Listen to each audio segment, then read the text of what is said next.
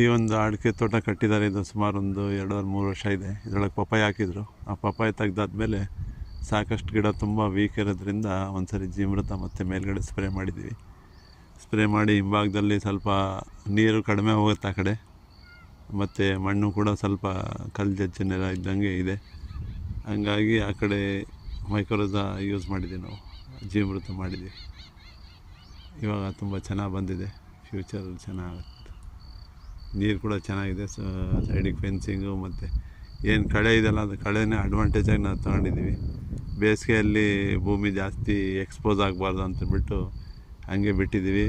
ಮತ್ತು wheat cut ತಗೊಂಡು just cut ಮಾಡ್ತೀವಿ, ಅದು ಗ್ರೀನ್ ವೆನ್ನರಾಗಿ ಕನ್ವರ್ಟ್ ಆಗುತ್ತೆ. ಮತ್ತು ನೆಕ್ಸ್ಟ್ ಮಳೆ ಬಂದಾಗೇ ಏನಾರು ಟ್ಯಾಕ್ಟ್ರ್ ಹೊಡೆಯೋದಿದ್ರೆ ಹೊಡಿಬೇಕು. ಎತ್ತಿನ ಬೇಸಾಯ ಇದ್ದರೆ ಸಾಕಾಗುತ್ತೆ. ಇಲ್ಲ ಅಂತಂತಂದರೆ ನಾವು ವೀಟ್ ಕಟ್ರಲ್ಲೇ ಯೂಸ್ ಮಾಡ್ಕೊಂಡ್ರೆ ಸಾಕು ನಮಗೆ. Okay, thank you.